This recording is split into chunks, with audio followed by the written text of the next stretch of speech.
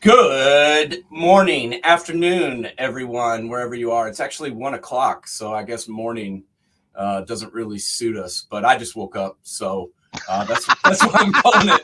That's why I'm calling it morning. I woke up like 25 minutes ago, but it is man coverage. This is Knoxville Nate and James Bonneville. We are back in action after a little time off. The season ended. But college football never really ended. That's the thing about the game we love so much. It continues on all year long. So we've got a lot to talk about today. James, how have you been, sir?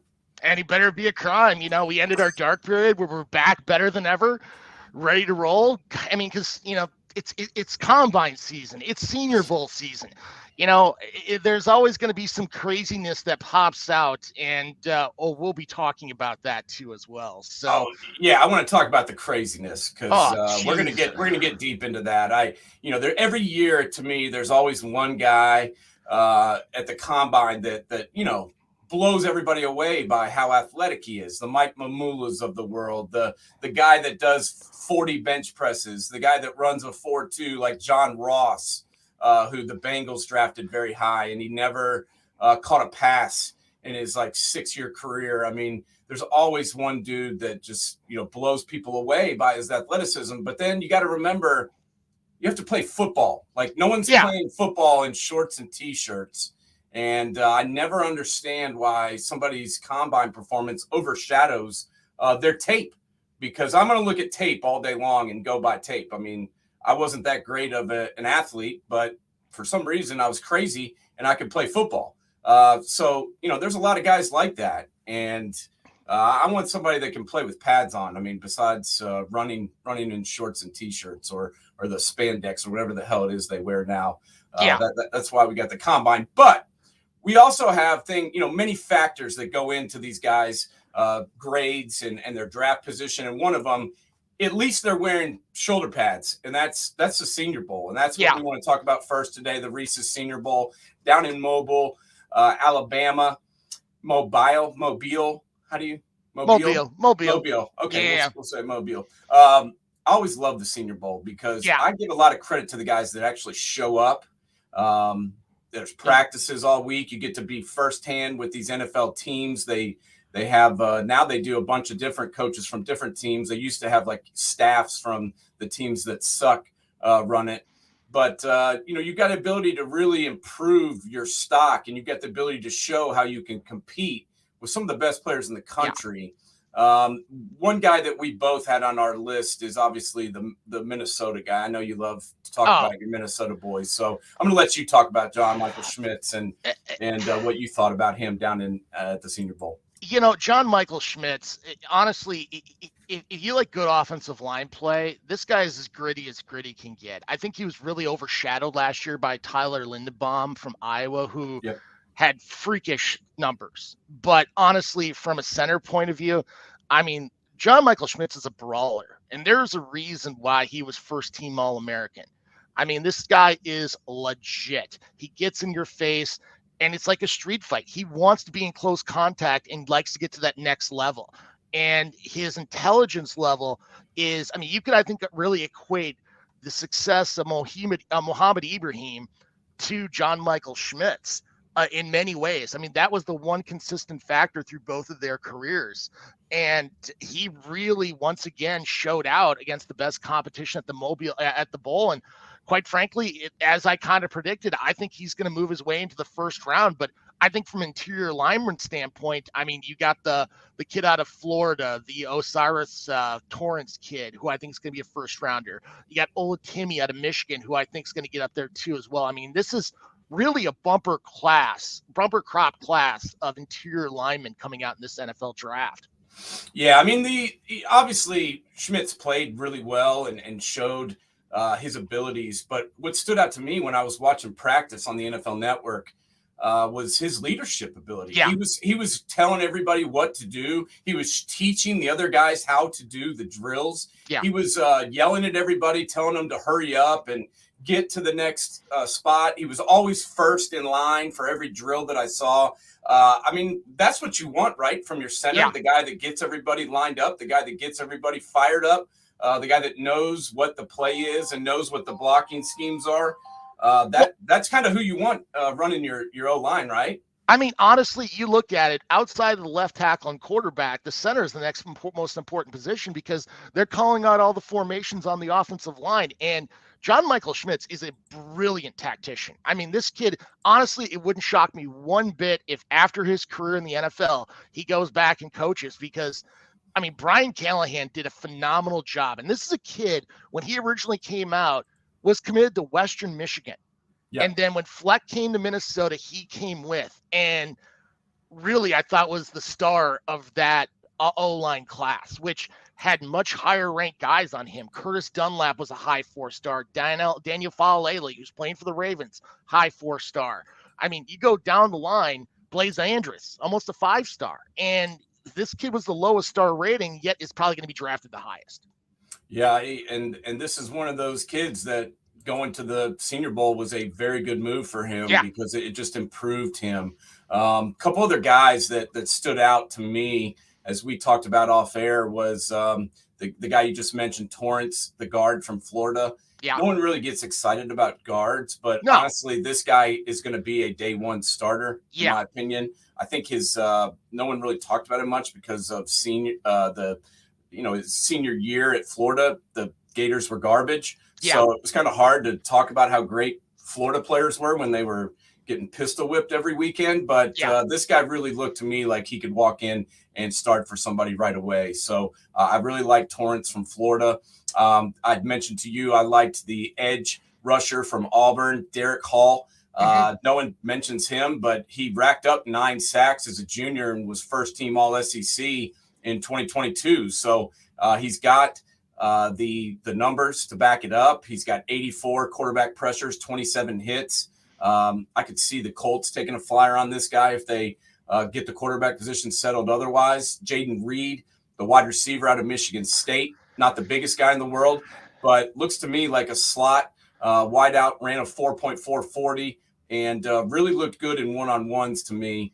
And the last guy that I mentioned to you that impressed me that also kind of fell under the radar was Payne Durham, the tight end from Purdue, I believe, who transferred into Purdue and looked like he could catch and block.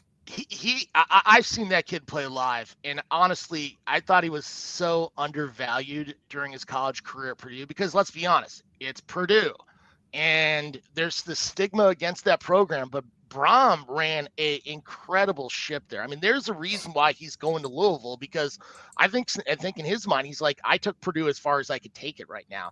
And he got probably the best soft landing going back to his alma mater, a city he grew up in, a place his dad coached in high school. I mean, I think Durham, I think, is a really rock steady tight end that really was undervalued during his years there. Now, a couple guys I really want to talk about is Andre Yoshivash. He's the receiver out of Princeton. I think he's this year's Christian Watson. Lengthy receiver, 6'3". He's got track speed. He ran a 4.43 at the combine. I think he's got a little bit of work to do on his technical skills, on his outs. On his movement routes. But I think the talent is there, and I could see him going late second, early third, just based on his metrics. I mean, 6'3", good length. It's just gonna be hard because he played in the Ivy League, and then a kid I saw quite a bit out of Wisconsin in Keanu Benton. The D tackle started 4 years for the Badgers out of Janesville Craig. I mean, he was just always there. Quite frankly, sometimes I thought the intensity wasn't there all the time, but he really showed up at the Senior Bowl. And I think it's going to be a good A-gap guy going to that next level in the NFL. Yeah, I mean, to me, it's crazy that a guy from Princeton not only got invited to the combine, but showed up, or excuse me, the Senior Bowl, but showed up there and proved that he belonged and, earned himself probably, a higher grade moving into the draft. So I love it when kids like that bust out and show up. I believe this was one of the first times, or one of the few times they actually invited a Division II player in the quarterback from, Shepherd?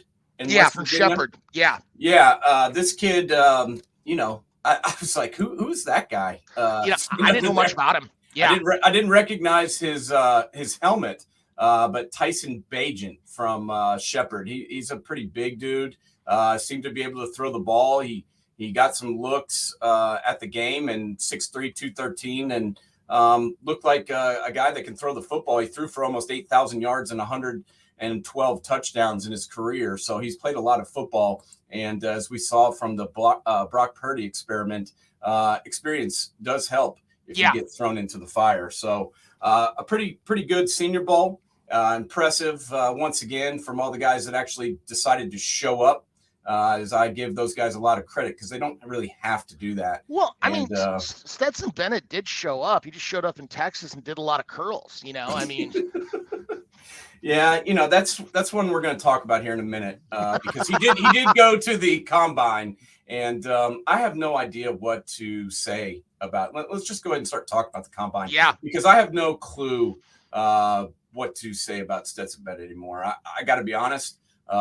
The tapes are all online. You can go back and watch. At the beginning, I really wasn't much of a believer in him. I didn't think Georgia was going to be able to win a national championship with him at quarterback, but they did. They actually won twice. So I admit when I stand up here and toot the horn when I'm right. I'm also going to mention when I'm wrong. I was wrong.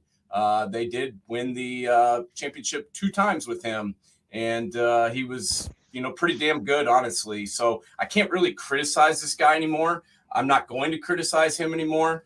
But, you saw him at the combine. The measurables are what they are. But, he's faster than I thought he was. Yeah. He throws it a little bit better than I thought he did.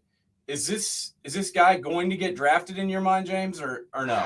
I think I think if it wasn't for the Dewey in Texas, I think he would have. I think he would have probably been as high as a 4th rounder because the guy's a winner. I mean, that's one thing that people just kind of discount. Like something I always liked about Dak Prescott, that when he was at Mississippi State, I mean, it's one thing being at Mississippi State versus a real name brand school.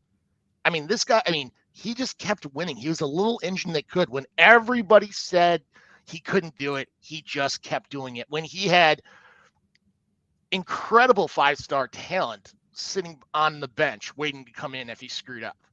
Yeah. And he wins back-to-back natties. I think someone's going to take a run at him, and I think he'll be holding a clipboard. And then you never know. I mean, heck, look at Tom Brady. I mean, granted, I'm not saying Stetson Bennett's Tom Brady, but I mean, once you get an opportunity to make the most of it, who knows what can happen. Well, I've got to be 100% honest. When I watch the tape, I like Stetson Bennett a lot more than I like Anthony Richardson. Well, and yeah, and that's just being honest, man. And I mean, I just am at a complete loss at this kid. I mean, he's had flashes. There's no doubt. But let's be honest here. I mean, let's just talk about facts. He couldn't beat out Emory Jones. Okay. Yeah. Emory Jones got beat out at Arizona State. He now put his tail between his legs and he's transferring again to Cincinnati. Whether or not he'll win the job there, I have no idea. But Anthony Richardson couldn't beat him out in 2021. 2022, he wins the job, plays pretty well in the opener versus Utah. And then to me, it kind of goes downhill. How in the hell does a guy that completes 53% of his passes get talked about to be the number 1 pick in the draft, James? I want you to explain it to me, please. Mike Mamula. That's all I got to say is Mike Mamula. That's the one thing about football is you actually have to play the game. I mean, we can go through many names. John Ross, the Williamson kid out of South Carolina who went to the Vikings. I mean, this isn't a presidential physical fitness test to tell you how good a football player you are. Because trust me, there's a lot. I mean, heck, if that was the case, Ben Johnson and Carl Lewis would be probably 2 of the all-time greatest. But you know something? If you can't catch a cold, who gives a crap? You're just fast. And it's more than just being fast or being athletic. Because if a kicker had a 40-inch vertical jump, we'd be talking about it, but would it matter? No. But now suddenly we got to sit there and talk about him being the first pick in the draft.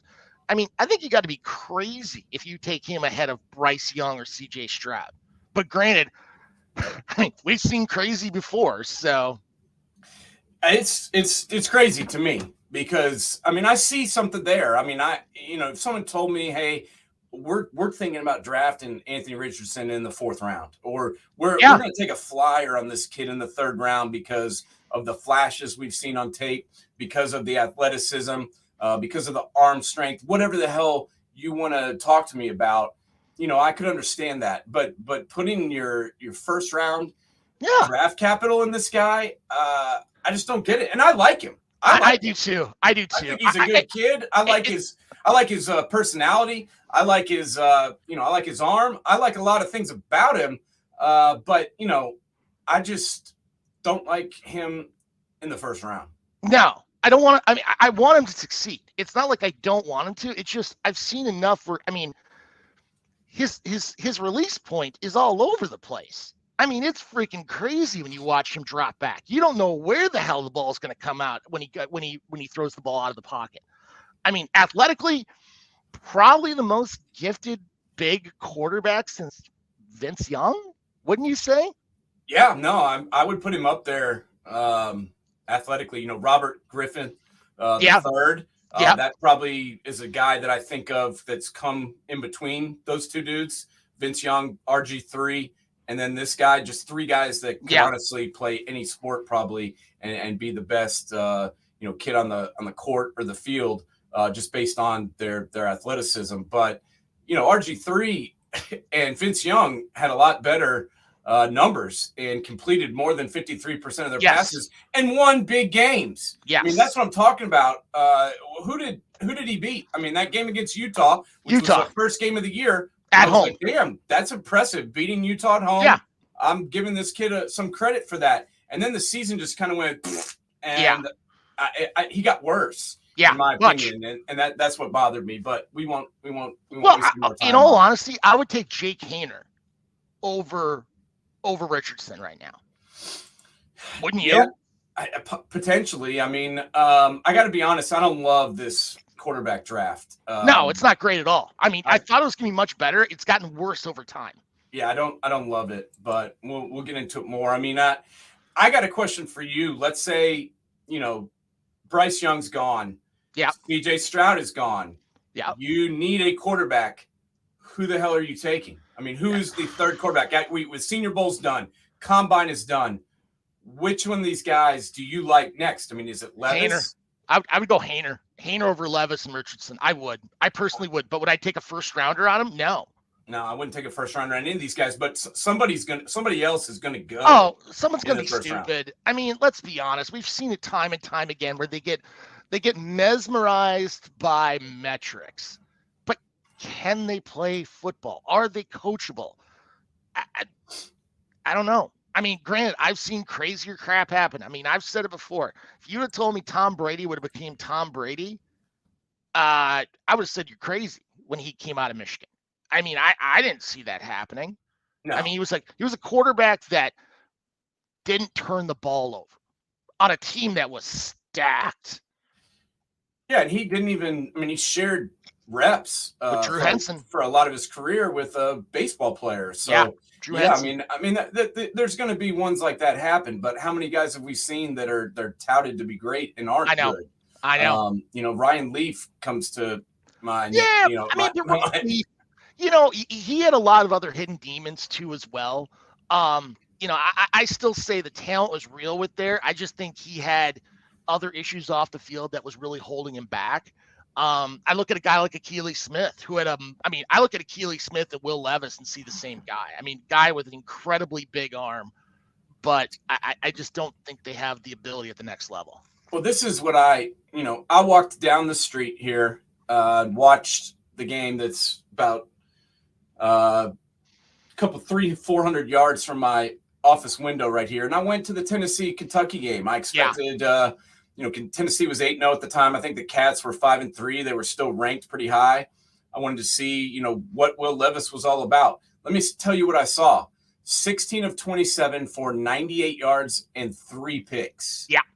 And let's be honest, man, the Tennessee defense wasn't that great. No. In fact, we saw him get exposed against Spencer Rattler and the USC Gamecocks. So, I mean, that's the one time I've seen him live, and it was a disaster.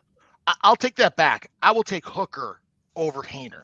as my next quarterback I would take off the draft. I would take Hooker as well, and I think he's going to be the steal in this draft. A lot of people don't like, coming out of the Heupel offense. They think it's a one read and bust, or one read, maybe two reads at the most. But you are making decisions quickly, and let's be honest, that team was a lot different once Hendon Hooker took over. And I just love the leadership abilities. I think he can spin it. He can run it. He can throw it. He can do the RPO stuff. He can run the spread. I mean, there's not a lot I've seen that he can't do. I think he's the third best quarterback in this draft. And I think he would be if he hadn't torn his knee. I agree 100%. I mean, honestly, I what's funny was like, I completely forgot about Hooker because of the knee injury. But I mean, the leadership aspects of him, the guy just knew how to win games. When the moment never seemed bigger than him, like that Alabama game. Like, honest to God, you thought he was going to take a nap on the sidelines. When you got 100,000 people going absolutely freaking crazy, and you're playing against Alabama, and you're about ready to knock them off. Yep. And he was acting like it was another day of the week, and that's the kind of guy you want as a quarterback. Bomb goes off, the blood pressure doesn't move. Nothing was bigger than that. He's always thinking about the next play. And yeah, no, I'm a big Hooker fan. His transfer really helped him out so much. Yeah, I'm a big believer in him. I mean, the Georgia game to me stands out also. I mean, the first half did not go well. Didn't go as planned. They were down.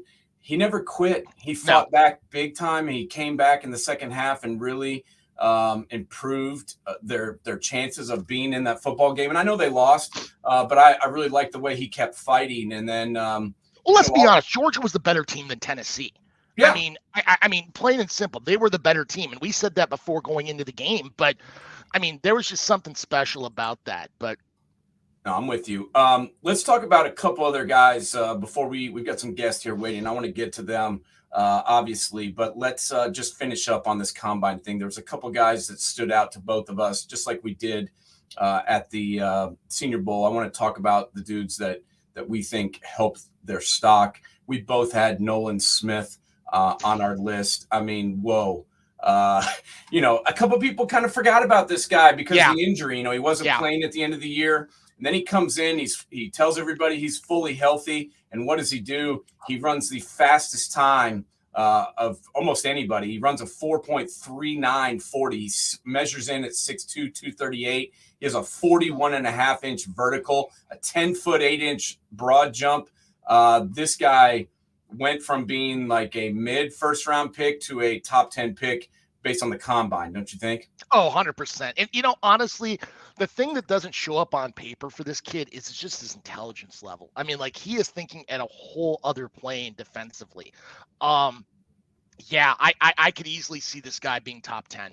Easily. I agree. The other kid that two kids actually that stood out to me from right here, and I'm not just talking about them because I live here, but I think they really improved their stock, is one, Byron Young.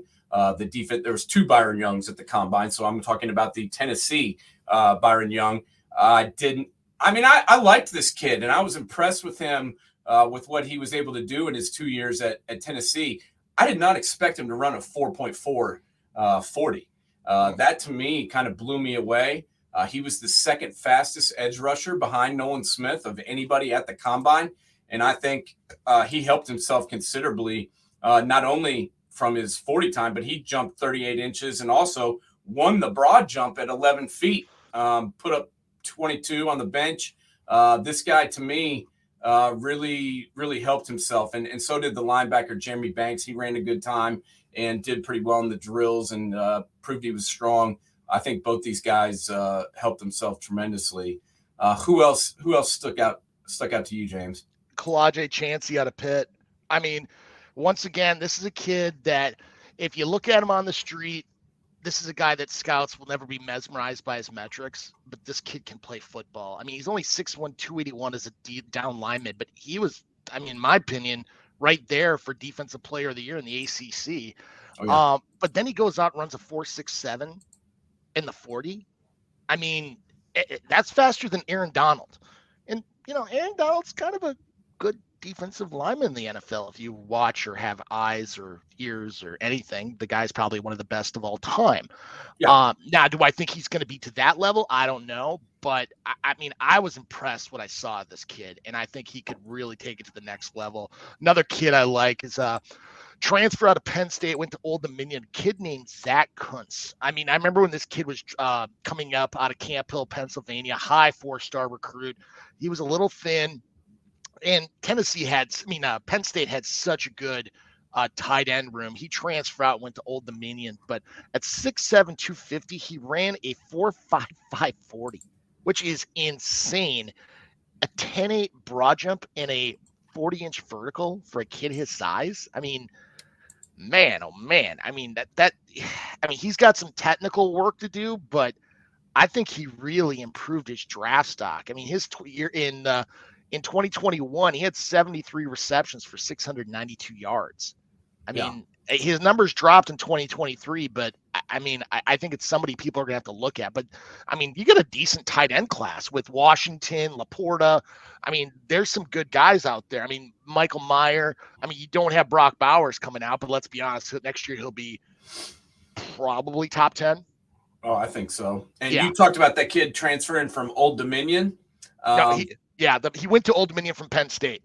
Yeah, there's another kid that transferred from Old Dominion to Georgia Tech, and that's Keon White. Yes. I kind of know one of his coaches from Old Dominion, and he kind of told me to look out for this kid. And I wasn't really sure what to expect from him at Tech, but wow, he had a tremendous season this year at Georgia Tech. Played well last year as well. He had 14 tackles for loss. Third team All ACC, 7.5 sacks, 54 tackles in his 12 starts. This kid's got the numbers, and then he showed up at the combine big for me. He had a 34-inch vertical. He put up 30 on the bench press. He did not run, but I've heard that he runs, sub 4.5. You put 6'5", 285 with a edge rusher. I mean, he's a big dude. And he scares me. If I was on the other side of him and my responsibility was to block him, I would be frightened. So that's another guy that I'm kind of looking out for, who I think helped himself by going to the combine. And I think his pro day will be watched by many, because this is a dude that's got the size, he's got the tape, and he's got the measurables. Well, what's funny is I've heard. I mean, granted, Georgia Tech was, let's be honest, crap last year, and nobody really paid attention to him. But you know something? He reminds me a lot of Dwight Freeney, the old Syracuse D end. I mean, Fright Night. I mean, the guy was in the backfield like he owned the place. There's a lot of comparisons to him, and his draft stock is definitely going up. You're 100% spot on. Yeah, I like that dude a lot. I'm expecting big things from him. He's a high character guy. I've heard several interviews with him on a number of different shows, and it's like hearing a college professor talk. I mean, he's very well spoken. He's a really intelligent young man, and he's a football player. So I like him a lot. Anybody else you want to talk about? Obviously, CJ Stroud. Yeah, I don't know if you saw it, but throwing the football in shorts, who gives a shit, right? But this guy was making every throw. I'm not just saying this. I mean, I'm a Buckeye homer. Everybody knows it. I don't try and hide it. I love it. I embrace it. I'm Buckeye, balls out all the time. But, I mean, you got to be honest. This kid made every throw, and it made it look real easy doing it. He always looks so relaxed when he's sitting back there. That's why some people don't like him. They think he's too relaxed. Honestly, it drives me nuts how they criticize some of this stuff. Like, they overanalyze just to make sure there's a negative there sitting there. I mean, granted, there's things he's got to work on his game. No questions asked. But, I mean, it depends on what kind of offense you run. You either got Bryce Young or you got CJ Stroud. And I think both of them are going to be winners. I mean, it's going to be – I'm really looking forward to seeing them at the next level. I like both of them, and I think both of them will be solid. I like those two guys. My problem is after them. Yeah. I mean, Hendon Hooker, and then Haener, and then Cliff. Yeah, I guess. I don't know. I That's I why thought it was going to be better this year. I really did. And it's gotten like, the more I look at it, the more I'm like, I don't know. And there's so many teams that need quarterbacks. Well, this is why the market for Derek Carr, what it was. This is why the market for Jimmy Garoppolo is what it is, because I don't think there's tons of people in love with these guys. And I know that everybody's saying they're in love with Anthony Richardson and Will Levis, but we know a lot of times these NFL teams, they put smoke up and they say things that they want other teams to think they want. Kind of like when Lamar Jackson got tagged and people are able to offer him, and like 8 teams came out the next day like, oh, we're not interested in Lamar Jackson. Oh yeah, why would you want an MVP and a dude that's 45-16 on your team? That would be totally. He's only 20. He's the same age as Stetson Bennett and Hendon Hooker. I'm like, who do you want, Stetson Bennett or Lamar Jackson? He's won an MVP. Pay the man. Pay him. Yeah, whatever it takes. I'm so sick of hearing about how it's because he's represents himself that the problem is. No, the problem is they're not giving him the money. Pay him the money. He's been 45-16 with no help. Okay, let's just be honest. I mean, his number one target is Mark Andrews, his tight end. He's had some decent running backs, but they're all banged up. Gus Edwards has been hurt 2 years in a row. J.K. Dobbins, who I love, he's a great running back if he's on the field, but he never is. I mean, they've gone down to like the 6th running back at some point. They've had so many guys hurt. I mean, their stadium should be sponsored by a healthcare organization. They've had so many injuries in their backfield. I mean, it's crazy, but I'm kind of over their coach too. He's been you've got a little heartburn because of who he's related to. I don't like anybody in their family, but let's be honest, he's been living off that Super Bowl for a while. So he did it with Joe freaking Flacco, for Christ's sake. Come on, he did, and he's got to keep his job for like 14 years since. I mean, that's the one thing I always get a kick out of people. We go back to our Belisari. Like, people give quarterbacks too much credit. Trent Dilfer won a freaking Super Bowl. I mean, real tough. Take the ball, hand it off to Jamal Lewis, and then you have the greatest defense of all time protecting your butt. Yeah, you're a great quarterback. All right, man, we should bring our guests in. Let's do it. I'm going to let you introduce these fellas, and I'll bring them on. You ready? You bet. Well, you may have seen our one of these people before, in Crawford Jordan, personal friend of mine, played a former Golden Gopher, and now his son, first team All-State, now going to AFA in Colorado Springs to play for Troy Calhoun. Devin Jordan, welcome to the show. How are you doing today? I'm doing good. Thank you for having me. You bet. Well, tell us a little bit about the process. Like, what was it like to play for Mike Grant, and what was the culture? Because you look at the Eden Prairie program in Minnesota, it is a juggernaut. What's the culture, and why are you guys successful every single year? Just discipline in every aspect.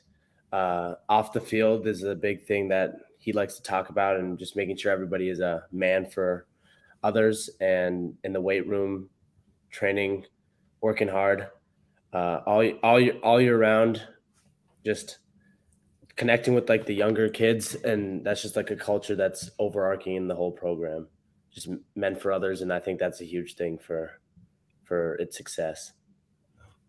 You guys had a tremendous year this year, and I got to see, James always sent me the tapes, and I got to watch it, and I was impressed, man. You guys balled out. I just want to know from both of you guys, what was it like from a dad's perspective and from a player's perspective going through your senior year and getting it done?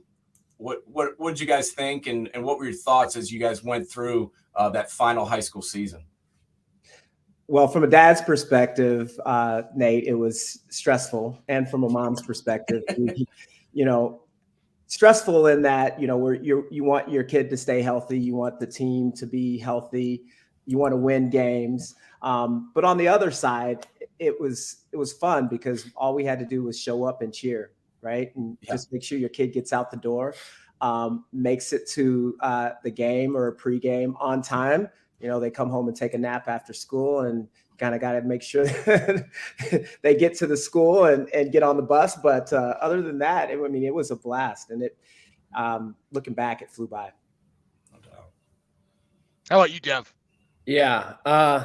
Beginning of the year, I was anxious for the season to start. And once the season started, it felt like it went by so quickly. Played, what was it, 11 games? 13, I think. Oh, 13. And then just felt so much quicker. By the end of the season, it felt like it was a month had gone by. And at that point, it was all over. Well, now you're going off to Colorado Springs to play for Calhoun. What was the draw that brought you to go play in the Mountain West Conference for Coach Calhoun? Something that a big draw for me is the program itself. It seemed very similar, has a very good culture, very similar to Eden Prairie. It's strong, with great coaches. Also, the school is a great school that will set me up well for my future, and good education. So, I mean, there's no downside of going to play at a place like that. Well, I mean, just to follow up here, I mean, you look at Air Force's defense. They run that set with 3 safeties in the back. Are you still planning on being a safety in their set at the next level, or are they going to try to move you up to play a linebacker? Or what about the defense in that aspect? Yeah, so that was also a big reason why I wanted to go there. They do run the 3 safety set, so it's lots of opportunities to get on the field. They said that I would be playing safety at the next level too. Just right now, all 3 safety positions are going to be seniors, and then once they're gone, it's all open. So hopefully by that sophomore year, I'll gain some experience from the people above me, and then I'll have my chance. So. Yeah, no doubt. And Dad, I want to ask you, going through it 2 times now, what was the biggest difference in your mind from when you were recruited to play at the U at Minnesota and doing it with your son and seeing how things have changed? What was the biggest difference in your mind, and how has recruiting changed overall? Yeah, Nate, I think we talked about this the first time I was on your show. The speed of it. I mean, my son was committed to college before he even started his senior year. And back in the days when we did it, it was after you get done with college, you go on those trips and you really hunker down on the schools that you want to, you're most interested in. You do your 5 official visits, right after, basically in December and January, and then you commit like a week before signing day. Some of these kids today, I mean, Devin has a teammate has already been at Kansas State for the past, 2 or 3 months. So the early enroll. Yeah, the early enrollment. So just getting the kids committed to the schools is the biggest difference for me. Yeah, from what I've seen. And Devin, just following up on that, what did you think about the recruiting process? What were the things that you liked about it? What things did you not like, and what ultimately, what was it like going out on the trail and visiting some schools? Just give us your opinions on the recruiting process as a whole. I do like there's lots of ways you can connect with coaches nowadays, just through Twitter, through your own coaches, through camps, lots of ways. But it's kind of scary. I mean, from what I hear from my dad, everything is so much later, or it used to be so much later in the high school career. So for me, at least in our high school, it's hard to start any games before your junior year. So I'd have 1 year of film to really try to get offers to be able to go to college and play football, which is it's a lot different than it used to be. So especially at Eden Prairie, it's nerve-wracking trying to get a spot like that. That early with only 1 year of film. So now that you've gone through the process, because not only your dad and mom went through the process too as well, things you've learned, because I know your sister is going to be going through the process here in the future. What advice would you give her, other athletes too as well, about not only prepping but the recruitment process itself to get ready for the next level? You just gotta not it's hard to say, but your junior year, especially, I mean, it's different for girls basketball, obviously, because there's different times you play, different times of recruiting, but just taking every opportunity that you have to play at that varsity level and not taking it for granted, because that type of film that you're getting on that 1 year could mean everything for your sports career. So that's a big thing that I would say. And also just getting out there and trying to talk to as many people as possible, get connections. That's a big thing for recruiting as well. Yeah, and just piggybacking off of that, Devin, what about like camps and 7-on-7s? And I know around here now, with I've got buddies that are my age that have kids that are coming up, and that seems to be a big thing, is the 7-on-7, playing in tournaments and going to camps. That seems to be becoming more and more important.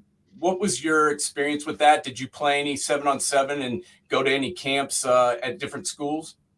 Yeah, I did both. I played one season of 7-on-7 with my DB trainer, and then some friends that he also trains, some guys from my high school. Went to probably 5 or 6 tournaments. It was a great time. It's good for exposure. I mean, a lot of the tournaments you go to, there's people there with cameras and posting on their own accounts so that they could post to you, and then you'd get exposure from that. So that was a great way. I had a lot of fun, got better, obviously. Yeah. And camps wise, going into my senior summer, we went to a few camps and just got to get my name out there talking to coaches, not even just like the school that you're going to, but there's lots of other coaches from other schools at those camps. So there's lots of opportunities to be seen there too. No doubt. Now, something a lot of people don't know is you actually were quarterback at EP before like the start of your junior year. That's when you moved to safety, and your dad was a former safety. And this is kind of a question for both of you, is how much did you playing quarterback helped prepare you for playing safety, and how much was your dad's influence too as well from his experience, help morph you into that transition period from going from one side of the ball to the other side of the ball? Yeah, well, for me, I did play quarterback 1 year in 8th grade, and because I played quarterback, I was a safety for life after that, because quarterback was not for me. I probably threw the ball once that year, and decided that I'd rather hit people and pick off balls. So that's why I focused on playing safety. I think when I was playing quarterback, a lot of the things that I was doing and learning when I moved to safety, I could just learn from my experience at quarterback and knowing what the quarterback wants to do and what the quarterback is seeing and what they look for to become a better safety, and just learn about what I think the quarterback's going to do, less of reading the and just like situational stuff, like learning about what they want to do in that situation helped me a lot at safety. No doubt. And I want to talk a little bit about, other sports. I've heard a bunch of different people talking about it's better to play a multitude of sports coming up, that it helps with your development. First for you, Croft, what do you think is best for a kid? I mean, you got this kid going to school now, playing big time ball. Do you think playing other sports is helpful? Do you think focusing on one is better? For me, I wasn't that great at anything else. Hitting people and knocking them out was about all I could do. So that's why I focused on football. I sucked at everything else. But, do you think it's important for kids to play other sports? Do you think it's important to focus? What would you give for other people for advice? Yeah. Number one, I think it's important for kids to play as many sports as they want to, as many sports as they love. So that's, and then once you get to this level, when you're junior, senior in high school, you can start whittling it down. But both of our kids played multiple sports, 3 or 4 sports, but I've got 4 words for you, 4 letters, TRACK, track. Yeah. every football player on the planet should be running track. I feel like every athlete, high school athlete who aspires to go to the next level should run track, because the measurables is what you get out of track. The individual competition, the numbers do not lie.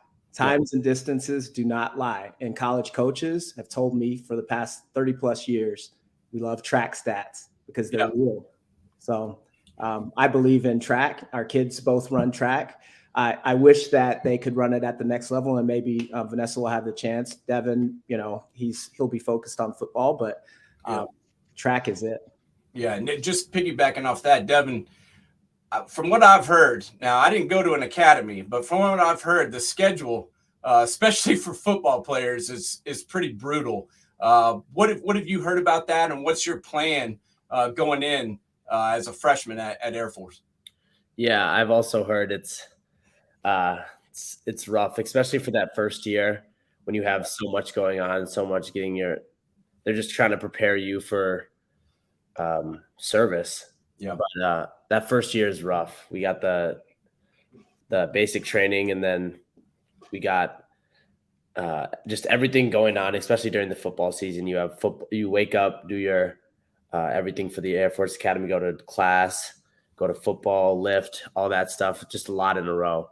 But I have a lot going on right now. I think I'm pretty prepared going in, just balancing everything, especially school, sports, all that stuff. I think I'll, with what I've been doing already in high school, hopefully I'm a little bit more prepared than other people might be going into that situation. Oh, no. Well, I got two questions. And the first one, I know Crawford talked about track, but Nate, you probably don't know this, that Devin is actually the slam dunk champion at Swag Ball. His dad sends me his highlight film of dunks. He has it. They have this rec league at Eden Prairie, and he's throwing it down like he's Dr. J. So, has Swag Ball helped you out too as well for that next level? I mean, because you could still play basketball rec wise at Air Force Academy. Yeah, I mean, I would love to play basketball at the rec level. I mean, basketball is one of the most fun sports to play. Just like street ball. That's one of my favorite things to do. Your dad and I played basketball together for our rec team at the U. So we were legit. We were a legit team. Yeah, we were legit. That keeps you in shape, right? Hey, we got a question from the internet here. It's asking Crawford, what is important for parents to know about getting their young children good coaching? So I think he's trying to figure out, what's the best way to go to make sure they're being taught the right way. Yeah. Well, I talked to one of my teammates, good friends from college, about this yesterday over the weekend, extensively. Maury, James. Yep.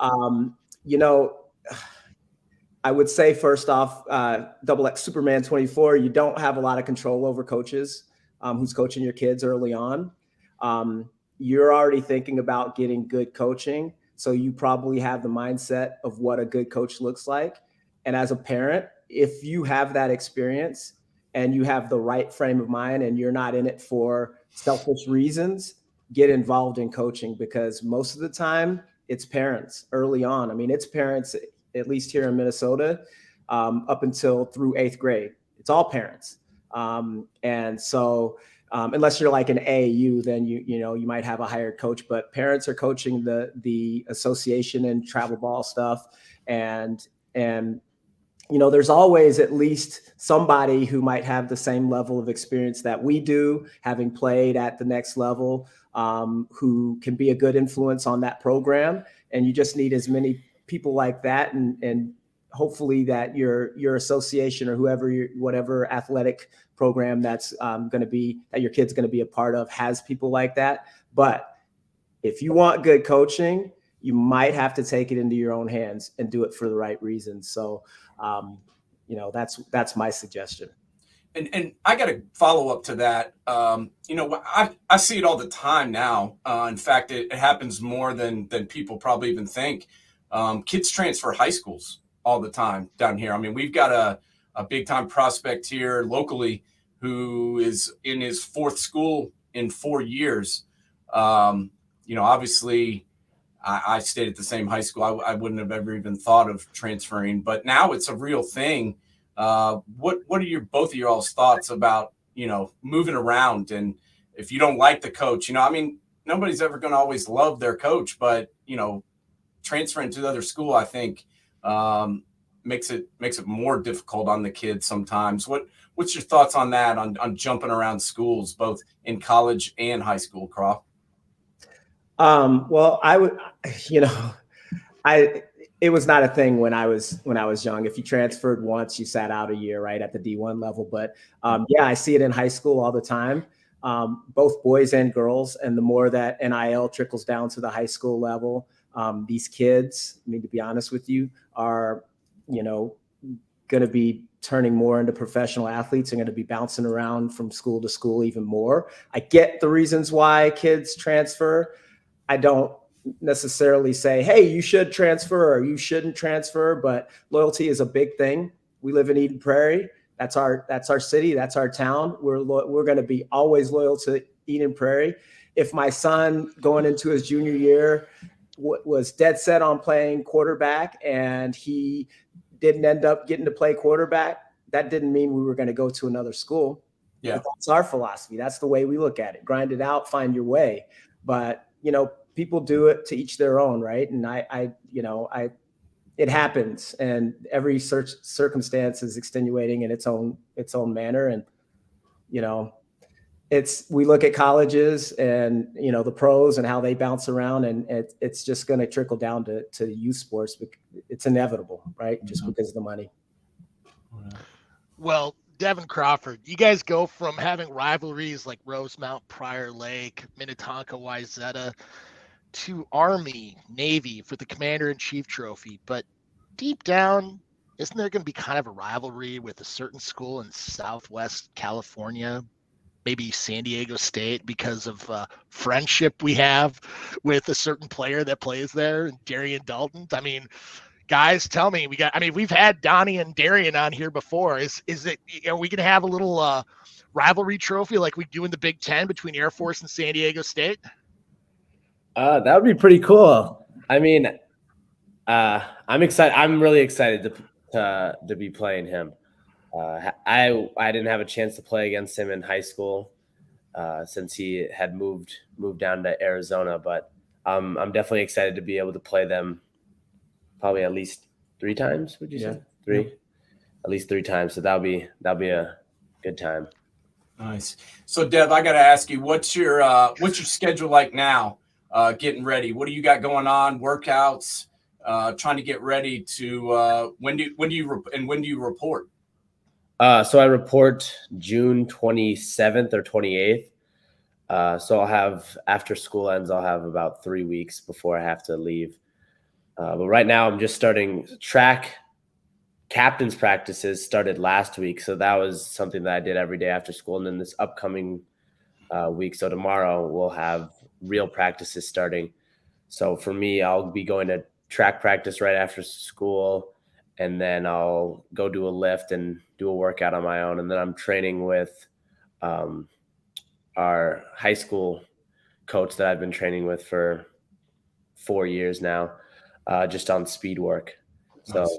Yeah. And then I'll obviously, once the fields snow's no longer on it, I'll get out there. But we got the dome right now, so that's what my schedule is now. Has the FA sent you anything for workouts to do in the meantime, or? Yeah, so I have like a program that I'm doing for. I think it started a few months ago, and then it just goes all the way until I have to leave in June. That I'm following every single day. So nice. Yeah. Perfect.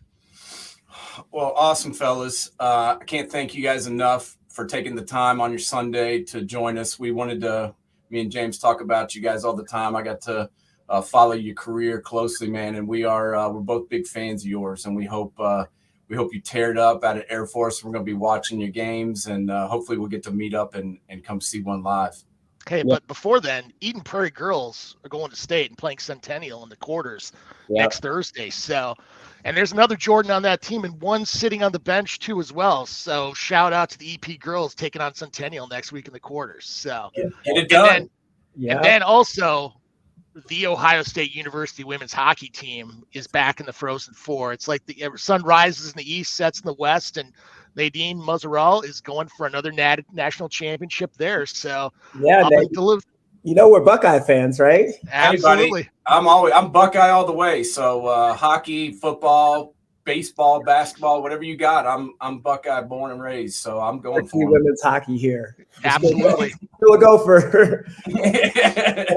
Women's hockey only, right? All right, boys.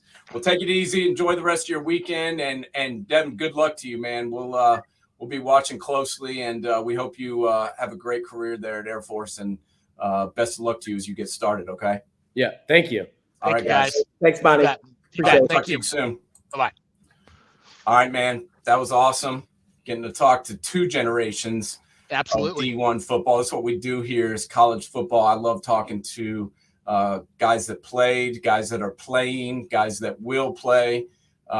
Anything about college football and excites me. And, this is what I love about college football. As we talked about, it never ends. I mean, Devin's working out every day, getting ready.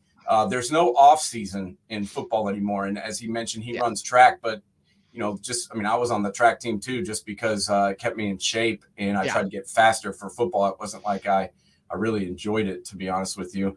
Crawdaddy seemed a little more excited about it than I was. I just did it. We didn't really have a choice. Like we went for workouts and the coach would be like, all right, let's go down to the track. And that was like our track team at our school. It was like the football players who didn't play baseball ran track. And that was our track team. And I didn't love it, but it definitely did make me faster and it kept me in shape and it helped with, as Crawford said, the measurables.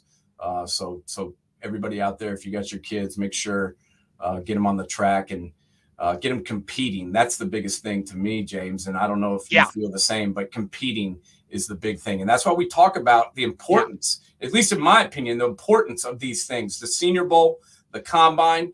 I respect these guys that show up at these things and that hammer it down because that shows that you're a competitor. Yeah. And that's what it's going to take. Everybody's good in the NFL, man. Everybody was the best player on their college team or one of the best players, the best team in their conference, the best team in their league, the best team in, the best in, college football. And so when you get to each time you move up a level, the competition gets way more intense. So anything you can do to show that you're a competitor, I think helps. Well, I mean, not only that, but I think a lot of times people really struggle with that because I've always been a big believer in going up against the best because it tests you personally, see who you are, how good you can be. Because if you play against the same people and you're beating them all the time, you're not really expounding on how good you could be. And a lot of times, I mean, they even do that in professional life where they just kind of take the easy route. Yeah. Something I'd rather fail miserably going up against the best because then I know who I am, how good I can be. So no doubt. Yeah. No doubt at all. And that's shout out to my niece. She ran in the Nationals yesterday in Boston, Massachusetts. So she's only a sophomore, but is a long distance runner and did really, really well. Finished second in her heat at the Nationals. And it blew me away to see her competing against these kids from all over. I mean, first off, she's in New York City. So competing against other kids from New York City is one in itself. But, jamming against folks from all over the country was amazing to see. And, that's what these events do. So very, very interested to see the Combine. I always like watching it. You think certain guys are fast, but you get to see it in real time. And these guys certainly put an importance level on the measurables, but also, I think one of the things that's important about the Combine is getting to meet the coaches, getting to meet the executives. I think the interviews play a big role in where these teams select these guys. You have to find a guy that fits, right, James? Yeah. I mean, that's the one thing is everybody measures the measurables. But what they can't measure is a person's heart. You know, something. I mean, you look at a guy like Zach Thomas. He was always or Pat Tillman, little too short, little too slow. But you know something? Those guys, they just, sometimes they just show up because their heart just does so much more, No doubt, man. You can't teach heart. I don't know. I love the off season. I love seeing these guys compete on these levels, but I'll be even more happy once the season begins. But we do have spring ball coming up, so absolutely. I'm not sure if we're going to be able to do this next week, but the next time we do get together, I want to do a deep dive into the spring practices that are going on, the spring games that are coming up. We'll do a little bit position battles. Yeah, we're going to dive into these QB battles. Want to get your thoughts on, obviously, my boys battling it out in Columbus. We got going to have a new guy under center, as we do every year or two. Nobody sticks around real long, but I want to get into all these battles. You got the one going down in Texas where, I honestly thought redshirt Arch Manning, granted, he's already fumbling his student ID. He's lost it once or twice already. Football, if you're fumbling a student ID and losing it, you're going to probably lose a football too here or there as well. So, I want to get into that one. I want to get into that one because I really have no doubts that whoever loses that battle may be on their way out. I'm talking primarily about Mr. Quinney. Yeah. If Quinn loses that battle and Arch becomes the starter, I don't see him sitting there and watching. Why would he stay? There's no reason to stay. He's going to get paid no matter what. They're not going to take his money away. He's already, collected $1.4 million from his 4 months in Columbus. That didn't last long. And then he, to be honest with you, I would put Arch Manning out there because I've seen, what I've seen from Quinn. Is he going to get better? Probably. But I just don't see the ceiling quite as high as people projected. And agreed. Everybody's trying to put him in Pat Mahomes category, and I'm like, I don't see it. He may have the ability. I just question if he's got the maturity. Yeah. And you're asking a lot of a 19-year-old, a lot. Yeah. The other battle is in your neck of the woods. Milton versus Nico. Yeah, we may have to bring his uncle back on the show. Yeah. And get some thoughts about that, because we've got a lot of battles going on throughout the country. There's battles down in Miami. There's going to be a battle in Florida once again. Yep. We'll have to talk about everything that's going on and every team that's going after it. And Georgia's going to have a new quarterback as well. Yeah. So we're going to talk about that. I think they're pretty set down there at Clemson. I think Mr. Klubnik's probably going to be taking over. And then obviously the soon-to-be sophomore up at Penn State. We're going to have to talk about him. Oh, well, we talked. Remember, I was high on him before he even got a snap. Yeah. The kid's just got the game going on. But more importantly, I would love to get paid $1.4 million for 4 months of work to hold a clipboard. I think that's like the greatest job in the freaking world. In college? My God. He got to go hang out in Columbus for 4 months and got $1.4 million. I'm like, dude, I'll take classes. I'll walk around with the clipboard 24/7 for 4 months for $1.4 million. Hey, he took 3 snaps against Michigan State and took the knee. So. See, hey, I'd take a knee. I can do that. Greatest job in the world, backup quarterback, $1.4 million. Oh, it's how come when we were kids and remember when they always did the test about what you were going to be when you grow up? They never had backup quarterback as one of the professions. Honestly, greatest profession in the world. Talk to me about Chase Daniel. This guy started I think he started 4 games in his 10, 12-year career. He has made over $41 million. He's made over $230,000 per pass that he's completed in the NFL. I got to give it to Chase Daniel, man. He's won 14. He's gotten $14 million per win. The one thing I got to say about him, if he's sticking around that long, he's got to be absolutely fantastic in the locker room. If there's problems, he's the guy that snuffs them out, because teams are built in a locker room. They're around each other because you become that family. And if for a guy to stick around that long, there's got to be something real special about him. No, we were kind of joking around, but honestly, absolutely. I'd give him tons of credit because he's put the work in. He busts his ass. He's got to, be good at learning the offense and spitting it to the, helping the other quarterback who's starting, because it's obviously not him. But I'm just saying, I give him tons of credit because he's lasted in this league for a long time. Lots of people never even make it, and he's lasted in that league for a long time. Absolutely. But we will dive in next time we get together. We'll jump into the rest of these spring games, these position battles. We'll talk about the quarterbacks moving into the 2023 season. And I know it seems like a long way away, but August, September will be here before you know it. And as I should have mentioned that, told Dev, because hopefully Crawford will remind him that data report will be here before you know it. Well, I mean, heck, forget data report, forget first practice. I mean, September 2nd against Robert Morris is right around the corner. Yeah. I mean, we're in the beginning of March. Trust me, September is going to be here just like that. And the red and black he was wearing suddenly goes to blue and silver. And by the way, Dev, if you're still listening, learn your school song early. Yeah. Like, learn it now.